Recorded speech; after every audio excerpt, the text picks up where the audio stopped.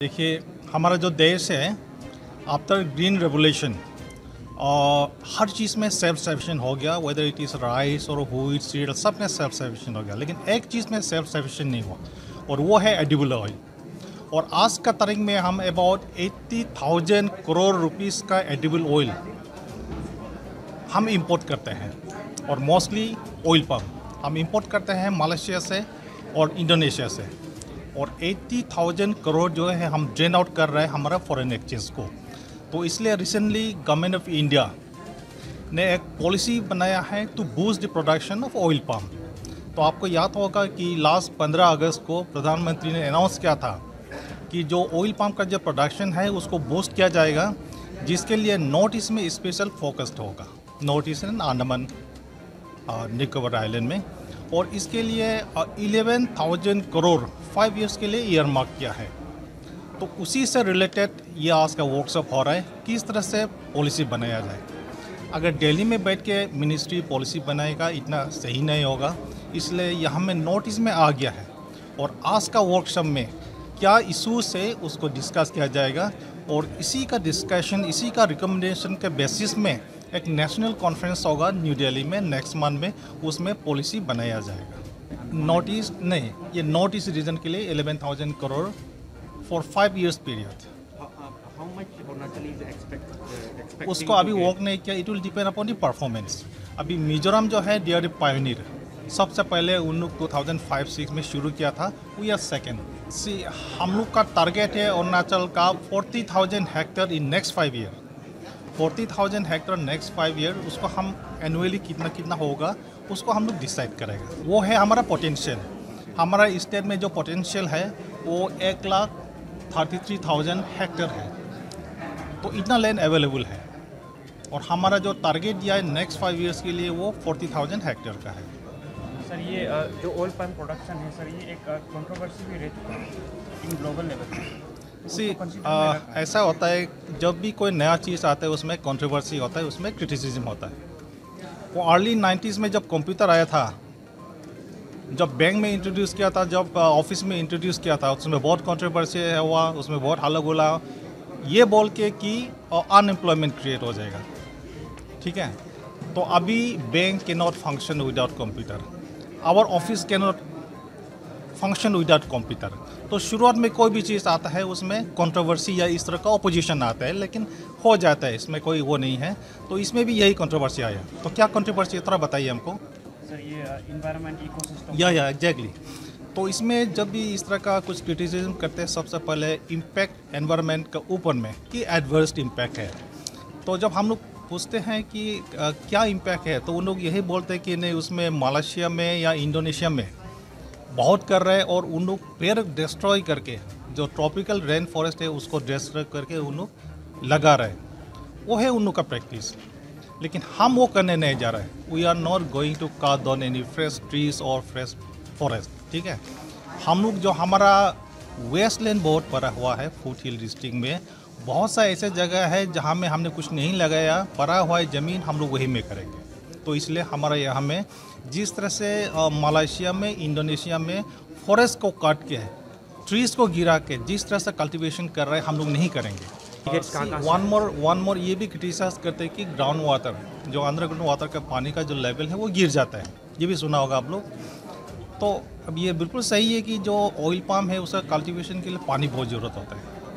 South India में जहाँ में करते, तेलंगाना में, आंध्र प्रदेश में बिना पानी का कोई इस तरह का ऑयल पाम सोच ही नहीं सकता है। तो ये उन लोग का कंसर्न है। लेकिन हमारा नॉर्थ ईस्ट या अरुणाचल में क्या है आप बताइए, साल में 12 महीना में हमारा 8 महीने तो बारिश होते हैं। इतना बारिश है हमारे यहाँ में, इतना पानी है कि इरिगेशन का ज़रूरत नहीं है। तो इरिगेशन पार्ट जो है वो हमको ज़्यादा ज़रूरत नहीं है। और ज़मीन का जो पानी और नीचे गिर जाएगा ऐसा भी कुछ फियर नहीं है, इतना बारिश है हमारा ना। इनफैक्ट अभी हमारा मंत्री साहब बता रहा था कि इतना पानी है हमारा, फ्लड होता है, तो इतना लगाइए कि वो जितना भी फ्लड वाटर एक्सेस पानी है उसको ऑयल पाम जो है वो खींच ले।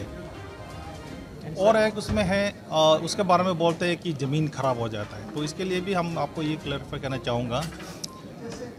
देखिए, आप टी गार्डन मालूम है, आसाम में बहुत है, अरुणाचल में भी बहुत है और नॉर्थ ईस्ट दूसरा जगह में भी है।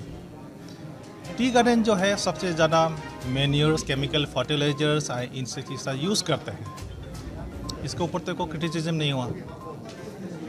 तो हमारा यहाँ में जो अभी शुरू करने जा रहा है ऑयल पाम, हमारा लैंड इतना फर्टाइल है, शुरुआत में हमको कोई फर्टिलाइज़र की ज़्यादा ज़रूरत नहीं है। At least for 5 years. 5 ईयर्स के बाद में जब प्रोडक्शन शुरू होगा तो हमको फर्टिलाइज़र का ज़रूरत है।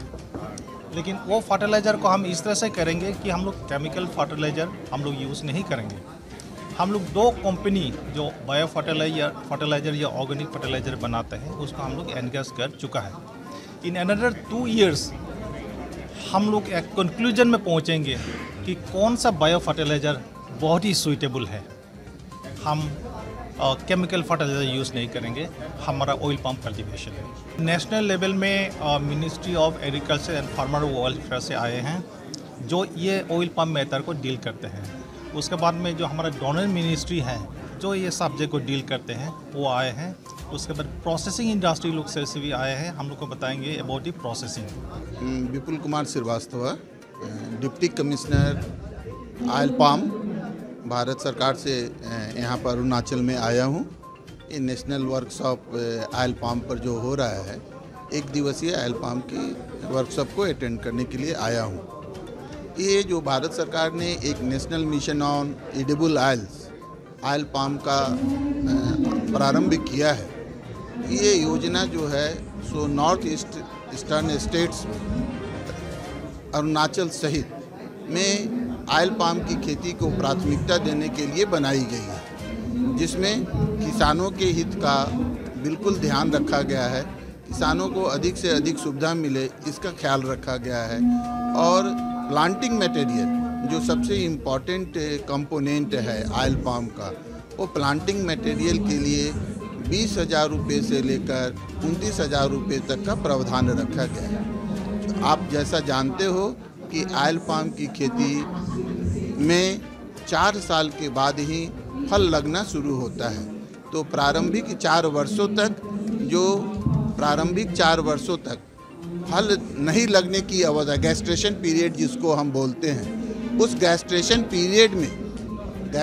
पीरियड में किसानों को 4200 से लेकर के 5,000 माने 50,000 रुपये तक जो है सो किसान को 4 वर्षों में सहायता दी जाएगी।